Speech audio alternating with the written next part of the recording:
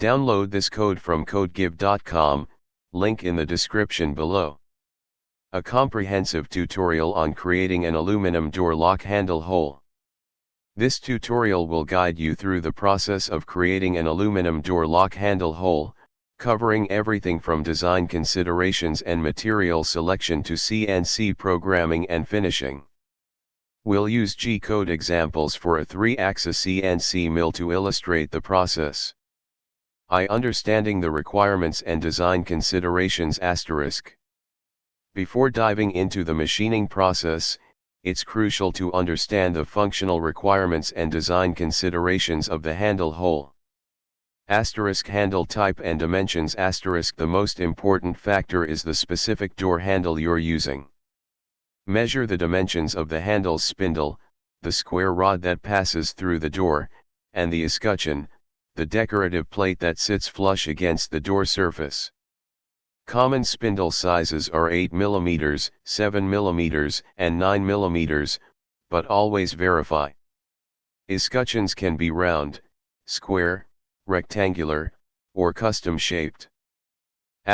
Lock mechanism * Determine the type of lock mechanism being used. This affects the placement and size of additional holes for the latch bolt and deadbolt, if applicable. Typical lock mechanisms require a larger bore hole for the cylindrical latch and possibly additional holes for the deadbolt throw. Door thickness * Accurately measure the door thickness. This influences the spindle length required and the depth of any recesses for the escutcheon. Material thickness and strength * Consider the thickness of the aluminum door panel. Thicker panels generally provide better structural integrity and resistance to warping or deformation. Choose an aluminum alloy appropriate for door applications, see section 2 below. Aesthetic considerations * The finish and appearance of the hole are important. Decide whether you want a smooth, polished edge, a chamfered edge, or any other decorative features. Consider the alignment and symmetry of the hole relative to the door's edges and other features. Tolerance * The hole needs to be precise enough for smooth operation of the handle and lock mechanism. Typical tolerance for the spindle hole is +/0.05 mm to 0.1 mm. 2. Material selection *. The most common aluminum alloys for door applications are 6061 T6 aluminum *. Excellent strength, corrosion resistance, and mock inability. It's a good general purpose choice for door frames and panels. 5052 aluminum * Superior corrosion resistance, especially in marine environments. It's often used for doors exposed to salt water. 3003 aluminum * Good formability and weldability. Suitable for applications where the door needs to be bent or shaped. 3. Tooling selection *. Choose tools specifically designed for machining aluminum. Drill bits * High-speed steel, HSS, or carbide drill bits with a shallow point angle, example 118 degrees, are suitable for aluminum. Use through coolant drilling for deeper holes, to better evacuate chips. End mills * Use carbide end mills with a high helix angle, 35 to 45 degrees, and a sharp cutting edge. These are best at preventing the aluminum from adhering to the cutter. Use a smaller diameter mill for profile milling of escutcheon recesses and intricate shapes. Boring bars, optional for very precise hole diameters, consider using a boring bar after drilling. Reamers, optional used for extremely precise hole sizing and finishing. Chamfering tools * for adding a chamfer to the edge of the hole. 4. Machining process, CNC milling. This section assumes you have a 3-axis CNC milling machine. One fixture and work holding *. Securely clamp the aluminum door panel to the CNC machine table. Use soft jaws or clamps with pads to prevent marring the surface. Ensure the door panel is perfectly level and aligned with the machine's axis. This is critical for accuracy. Use dial indicators to check for flatness and perpendicularity. Consider using a vacuum chuck for larger, thinner panels to avoid clamping distortion. 2CAM software and tool path generation Use CAD/CAM software to create a 3D model of the door panel with the handle hole and any escutcheon recesses. Define the machining operations, including drilling, pocketing, for recesses, and contouring, for the final hole shape. Optimize the tool paths for aluminum machining, considering cutting speed. Use higher cutting speeds compared to steel. Consult tool manufacturer recommendations. Feed rate. Adjust the feed rate based on the material thickness, tool diameter, and cutting depth. Depth of cut. Use smaller depth of cut passes, especially for pocketing, to reduce cutting forces and improve surface finish. Coolant. Use flood coolant or mist coolant specifically designed for aluminum machining. This helps to cool the tool, lubricate the cut, and flush away chips. Tool engagement. Avoid full width cuts whenever possible. Use climb milling to improve surface finish and reduce tool wear. 3G code programming. Here's a sample G-code program. Adjust based on your specific handle dimensions, tool sizes, and machine. Explanation of G-code %. Start and end of the program. O1001 program number, you can choose any number. Comments, used to describe what each section of the code does. G20/G21 selects inch or metric units. G90 absolute programming mode, coordinates are relative to the work origin. G40 cancels cutter compensation. G49 cancels tool length compensation. G80 cancels can cycles. G17 selects the XY plane for machining. T1M06 tool change command, select tool number 1. M06 is the tool change macro.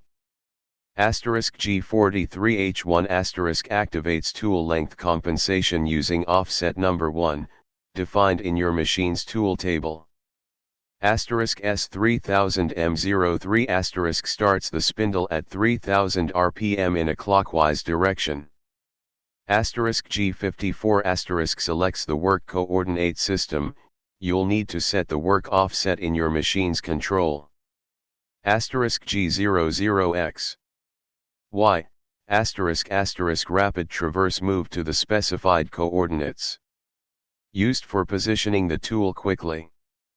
G01Z F linear feed move to the specified Z depth at the specified feed rate, F.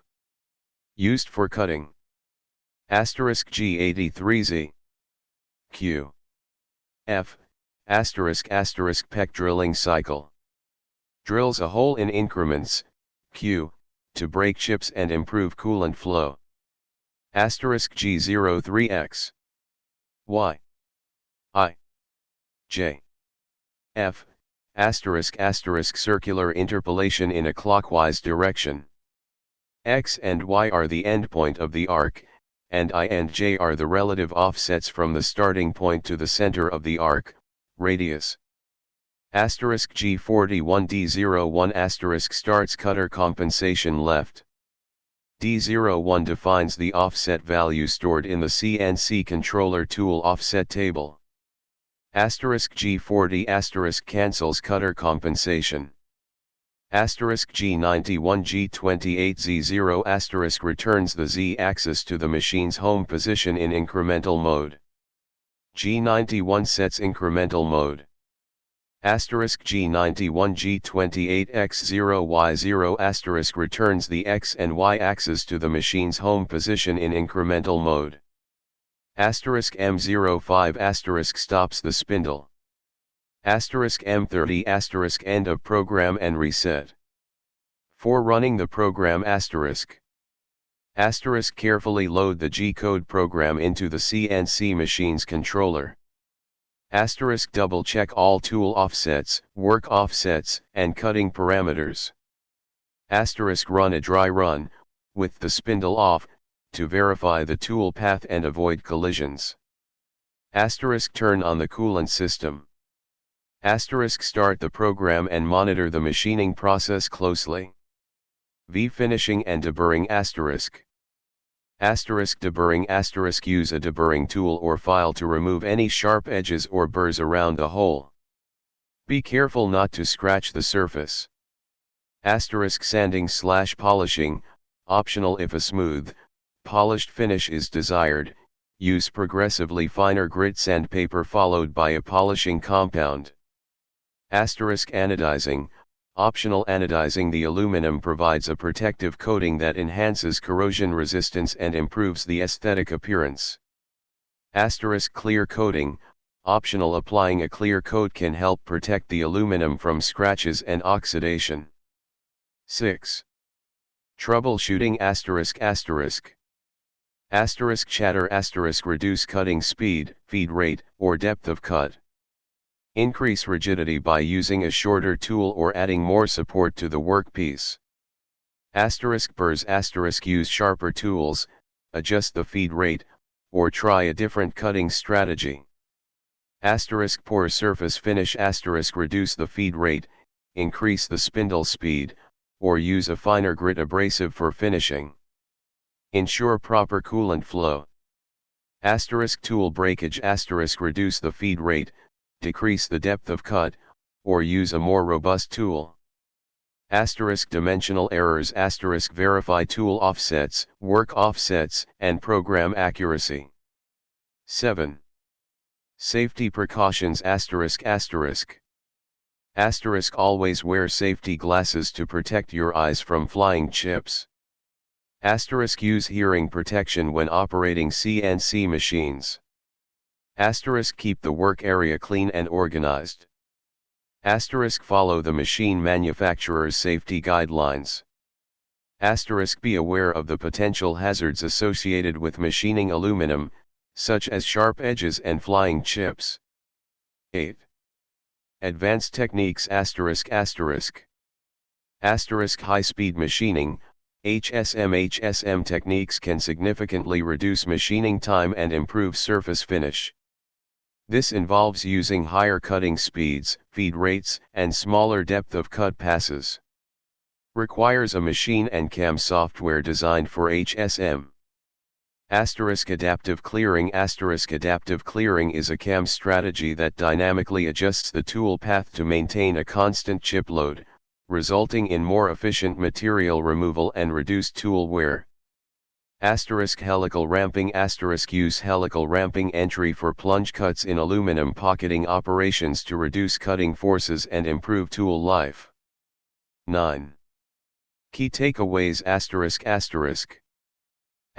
accurate measurements and precise design are crucial. Proper material selection and tooling are essential for machining aluminum successfully. Careful CAM programming and G-code generation are necessary to achieve the desired results. Finishing and deburring are important steps to ensure a professional-looking product. Always prioritize safety when working with CNC machines. This comprehensive tutorial provides a solid foundation for creating aluminum door lock handle holes. Remember to adapt the G-code examples and techniques to your specific requirements and equipment. Experimentation and continuous improvement are key to mastering the art of aluminum machining. Good luck.